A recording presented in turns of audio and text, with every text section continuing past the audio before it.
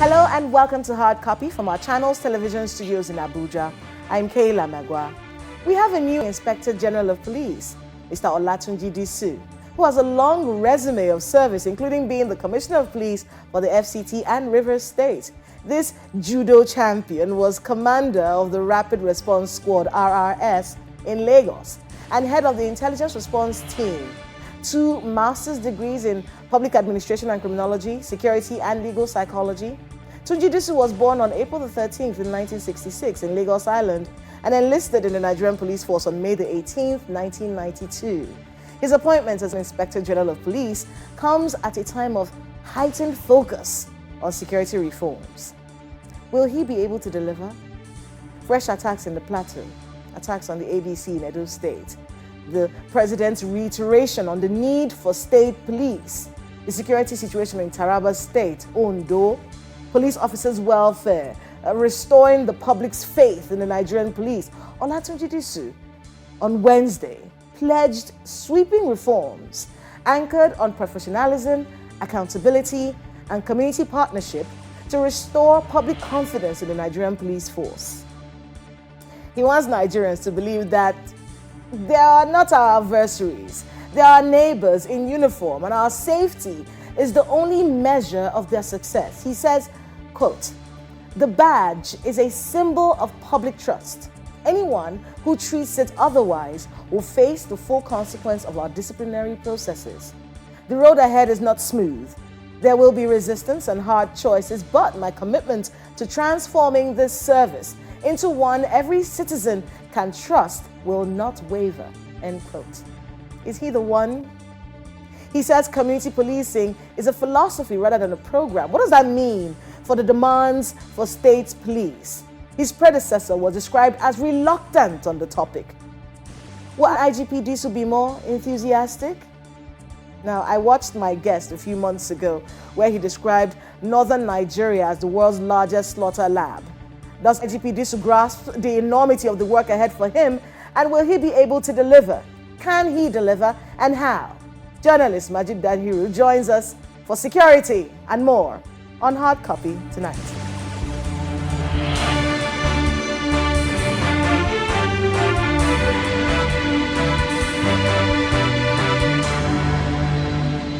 Majid Dahiru, welcome again to Hard Copy. Thank you very much for having me. Oh, new IGP. Yes, quite exciting. Is it? It is. There's hope. It feels the same way when we heard that the former Chief of Defense Staff was now Minister, Christopher Musa. Yes. It's kind of the same feel, and I think it's maybe because a lot of people have worked with Olatunji Disu and have a feel of the kind of human that he is. Oh, I'm going to ask you what I've been asking since we started. Can he deliver? The question is not, does he have the will to deliver? Can he? I think he has the potential to deliver, but delivery depends much more on some other factors than just him being the IGP. It depends on the political leadership of Nigeria.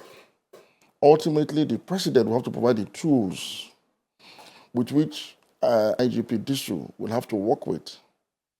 Again, the president and commander-in-chief will also have to support needed reforms within the Nigerian police force to reposition it as the premier internal security agency in the country. And I would have expected that having a retired police officer who now serves as the national security advisor, I'm talking about Madam Nuhu Ribadu. By the way, I wasn't one of those who said that the police officer cannot be a national security advisor.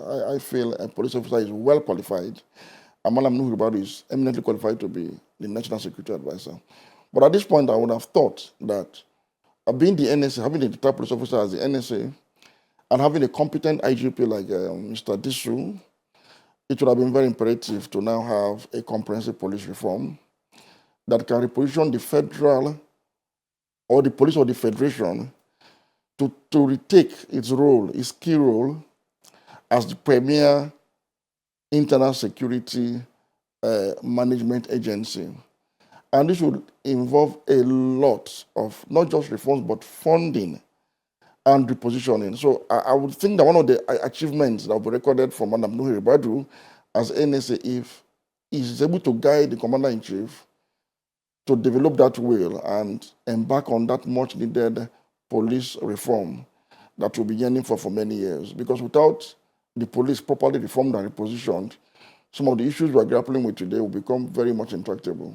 It does seem a bit opaque when we say the police needs reform.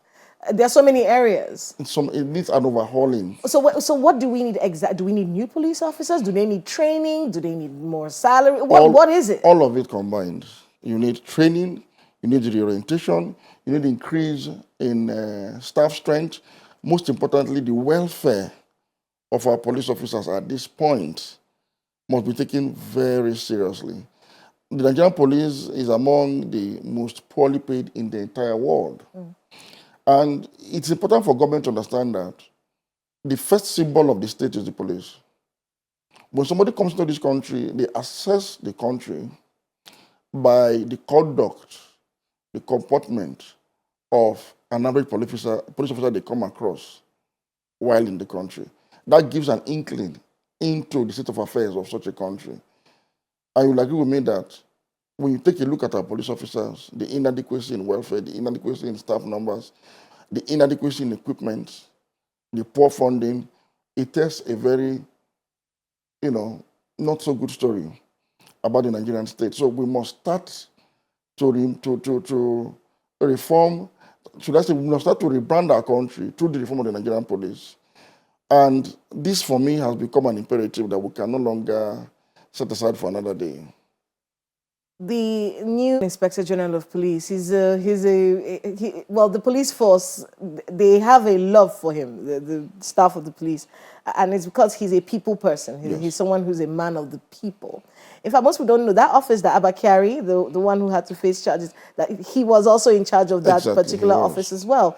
And he's someone who's very physical. He's a judo champion. Yes. He's an out there type of guy. I remember interviewing him on one of our other programs, and we literally had to wait for him to come in from the field. So he was coming in from field work. So he's that man who's very hands-on. The system as is, would it constrain him from being excellent? Again, it will depend on political interference or otherwise. If you give him the tools he needs to work, and you allow him the latitude to work, I believe that a man like Tunji Disu with his pedigree, it's there for all to see. It's not, we're not making it up. His pedigree, his antecedents as an operations man, a core operations man, who have had his professional career tested in some of the most difficult terrains in this country. It gives me the impression that he can actually do this job. He knows the challenges, he knows the inadequacies, and if his advice, his recommendations are actually taken seriously and implemented, I believe that he's the right man for the job, essentially. And so a lot will depend on the man who has employed him. I say this because I had an analyst say on TV last week that for the year 2025, the operational vote for the Nigerian police force was barely released. So even if you bring the best policeman in the world to head the Nigerian police force that you do not fund properly, there is little or nothing he or she can do. Are you saying that Betokun's hands were tied? Again, he did his best.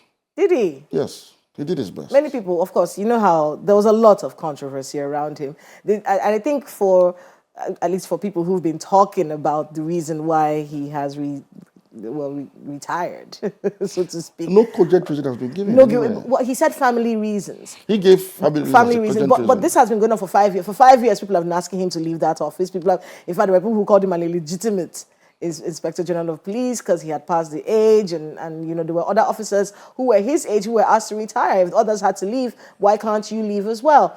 But then there's also the bigger issue where many people talked about his reluctance, his stance on state police. There are complaints about the reluctance of Egbetokun to enforce this state police. And we've actually heard that rhetoric from him and other people within the police force, that reluctance. And it's very instructive that right now we're hearing the president say, tinker with this constitution in any way that you can to ensure that state police is done. That's the first thing the president said after putting Tunji Disu in office. Is it impossible, this state police? What's the problem? Okay. What's the hold-up? First and foremost, it is not in the place of IGP Egbetokun to implement or prevent the creation of state police. That is the purview, is really the purview of the National Assembly to amend the relevant sections of the Constitution to allow for a decentralized police force from the police force of the Federation, as we currently have. Now, Egbetuku, as an experienced policeman who has headed several commands and has held several positions in the police force, expressed his own opinion at various fora to say, look, I do not think that state policing is a solution to our current problem because of the fact that it might be misused by political leaders. Yes.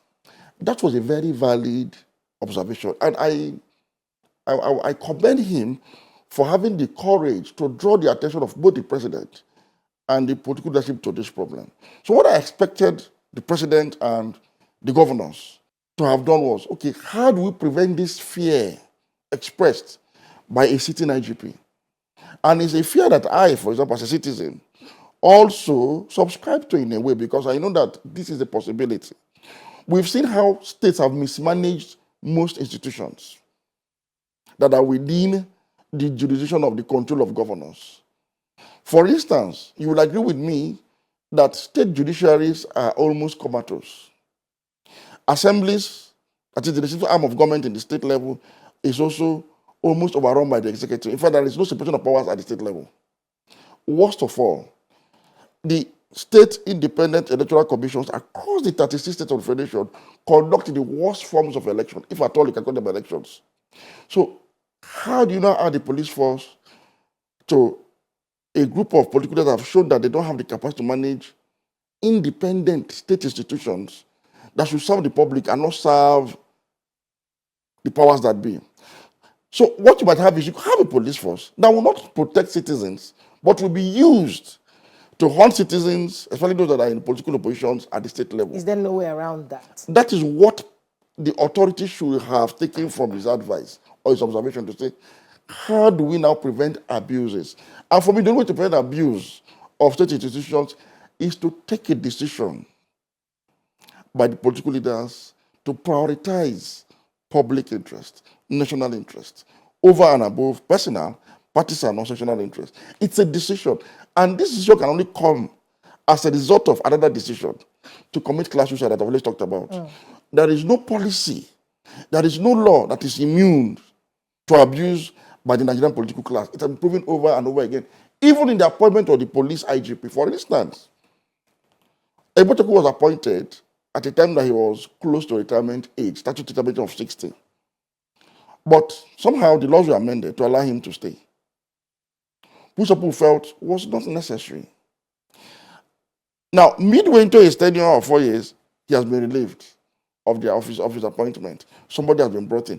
Even the sanctity of the tenure of the office of IGP has not been fully complied with by the appointing authorities to start with. So it just so we don't miss this particular area, there are people who've been saying that scandal about his son and the 100 million that was paid into his account, and of course we saw Benjamin Hundeyin coming out like this here on Channels Television saying no, it was mistakenly paid into his account. I think the money relevant was authorities. Some people say that could have been the last straw. It's possible. Like I said, nobody can really give a reason why he was relieved of his appointment. We've seen a pattern with this president where when he wants to relieve you of appointment, he gives you a soft landing for you to resign on and then he accepts your resignation grounds, which is quite immediately to protect your integrity, your dignity and honor as a human being. It's so commendable. It's quite civil. So, but only the president and commander-in-chief himself knows the real reason why he has decided to change his IGP.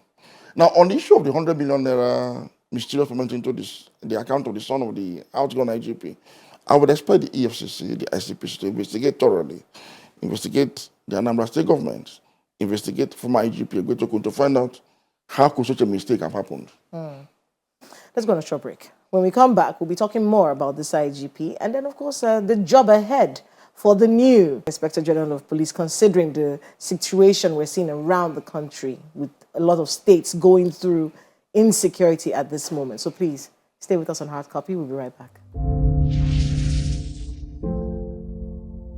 Welcome back to Hard Copy. If you've just joined us, journalist Majid Dahiru joins us tonight, and we're discussing the new Inspector General of Police and the job ahead for him. Thank you so much, Majid, for being with us on the program. All right.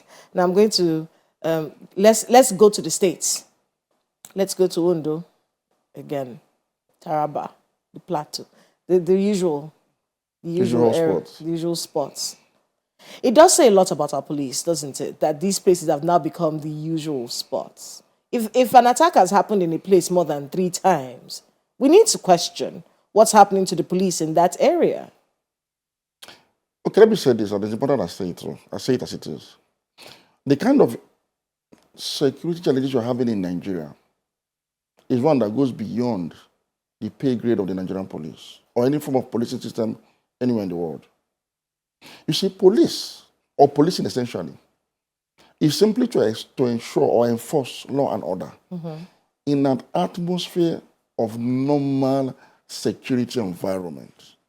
That is where you have some level of normalcy. So the police force comes in to enforce law and order.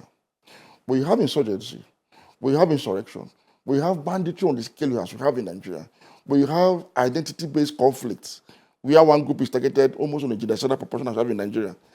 The work of the police is actually essentially suspended as a state of emergency, where a much more formidable force of the state is deployed. So, for instance, in the United States, we have mass shooting of certain proportions sometimes.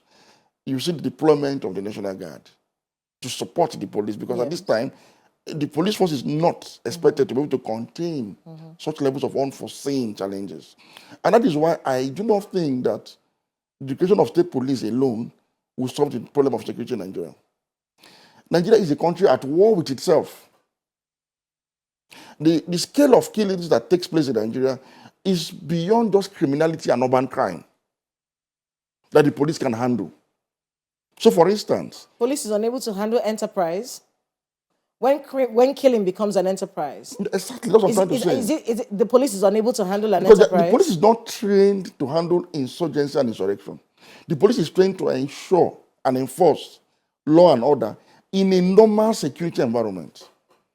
That is, in a sane environment, where out of 1,000 people, 2 might try to commit crime, so the police can contain it.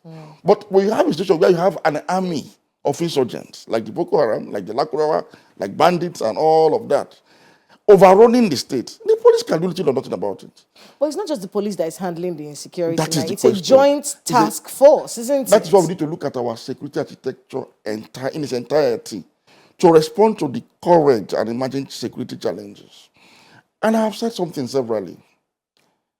When you have such levels of insecurity as we have in Nigeria today, there are 2 solutions to it, two broad solutions. First, you must deal with the root causes of some of these problems so that you do not have a problem that is geometrically progressing while you are just able to contain some of it. What do I mean? Boko Haram insurgency, for instance, is a religiously motivated conflict. And we must begin to solve the ideological component of that insurgency in order to reduce the tendency of new recruits into the rank and file of the insurgent group. Now, if you look at banditry is a cultural problem. We must also interrogate the culture behind banditry and find a way of solving that problem in a way that puts a lasting solution to it. This is trying to attack the problem from the root causes, for instance. Now, if you look at the other side of it, I've always said that to resolve the problem of banditry, of course, kidnapping, highway armed robbery, and all of that, we must now put communities at the forefront of self-defense. Communities must now form the first line of defense against bandits. You know why? Banditry in Nigeria has become a low-risk but highly profitable criminal enterprise.